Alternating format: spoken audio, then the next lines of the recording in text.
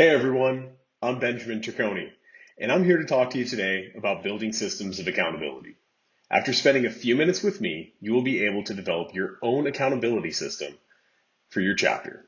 While this probably doesn't sound like loads of fun, stick with me for a few minutes, and I promise that this new skill will save you hours of frustration in the future. So, why does this matter? We all promise during initiation that we will follow all the laws of Acacia Fraternity and our chapter.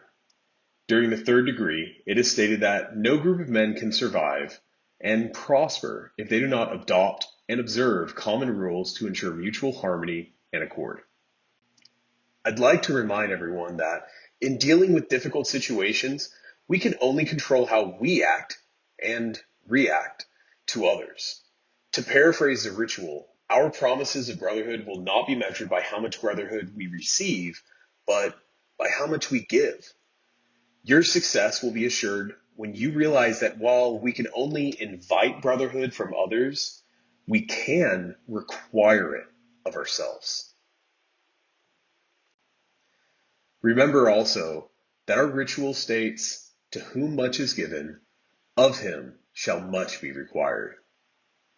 Now, I will fully admit that it is not fun having to deal with holding your brothers accountable. But that's an important part of being a leader in your chapter. One of the hardest things about being a leader in your chapter is going to be holding your peers accountable for undesired behavior.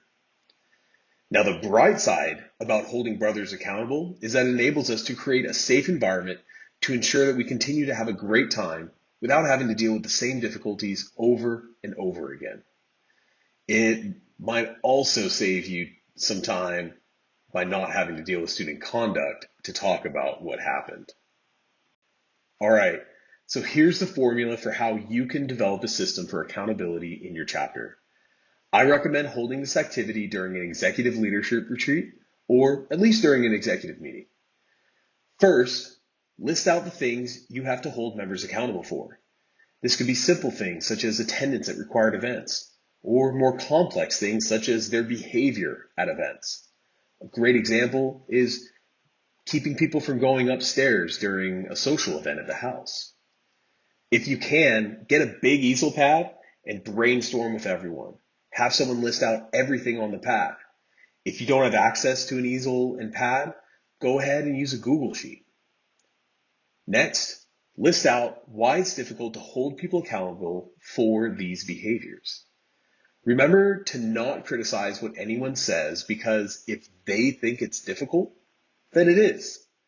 You just might have more experience and handle these situations better than others. All right, so we've been focused on problems. So let's turn our focus now to the solutions. I'm guessing you may have been in a situation where someone did something that you didn't agree with. And maybe you've heard a member say, "But I didn't know that was a rule." And then they're surprised that they're being given consequences. To solve that, let's look at the 5 C's of accountability. First is common purpose. Ask the question, why does this matter? Second is clear expectations. Who and what? What does success look like? The third is communication and alignment. How do we set this up for success? Fourth is coaching and collaboration. How is it going? What adjustments are needed? And finally, consequences. How are we going to deal with someone who doesn't meet the expectations set by the chapter? So let's talk about why you're all here, the accountability action plan itself. Here's a worksheet that you can use to translate those 5 C's into an actual plan. If you can, work on this with your executive team to ensure buy-in, and share it with your chapters so that they can never say, "But I didn't know that was a rule," and instead hear, "I understand. What can I do to make this right?" So going back to the 5 C's that we just mentioned, we have behavior, common purpose, clear expectations, communication and alignment, consequences, and coaching and collaboration. So let's go through an example here. So a behavior that we're looking to address is not going upstairs during social events or parties where alcohol is being served. Talking about the common purpose, as in why does this matter? This matters because compliance and risk management says so in our rules. It is a safety thing for our members and to ensure all alcohol is coming from one spot and not from multiple rooms. This also keeps the party in one location of the house and more under control. So what would a clear expectation for this be? Success looks like nobody going upstairs during parties. Pretty clear. So for communication and alignment, as an example, before the party, give all members a heads up that they cannot go upstairs in, 15 minutes. Allow everyone to finish getting ready and remove themselves from their rooms as the party starts. Consequences, think about what's going to be effective in your chapter. Could it be that anyone that goes upstairs has to work risk for the next social event? Perhaps. And then with coaching and collaboration, either dealing with the individual who broke the rule or figuring out what you can do to make sure that the rule doesn't continue to get broken. Because ultimately that's our goal, is to not have to deal with this again in the future.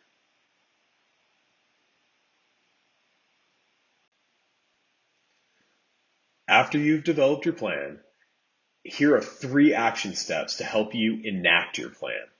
So in the event that you develop this by yourself as Venerable Dean, or perhaps just you and the risk manager, describe your plan to discuss this plan with others. Think about the when, the where, the best way to approach the conversation, getting potential advisor support in advance, and openness to change based on feedback from the officers. Next, and think about this with all of your officers on exec, brainstorm ways to tell the chapter about this plan. Think about the timing, the type of setup. Are you just going to talk to everyone? Are you going to have a PowerPoint? Are you going to allow for time for questions and answers? Finally, describe the pushback you expect to see when implementing this plan. Now, the best way to make handling these situations and making them more comfortable is to role play these conversations that you're going to have. Not just explaining the plan to the chapter, but also holding someone accountable in the future. Get together with your exec team and practice handling these situations. It's also a good idea to get your chapter advisor involved in this, because he may have experience you don't have and can offer some helpful tips. You're also welcome to do this with other members of the chapter. It might make them more comfortable having to be held accountable. At the end of the day, we're talking about practice. Great baseball players go to the batting cages. Great football teams hold scrimmages. And those that are great at conflict resolution, role play. After all, as they say, practice makes perfect.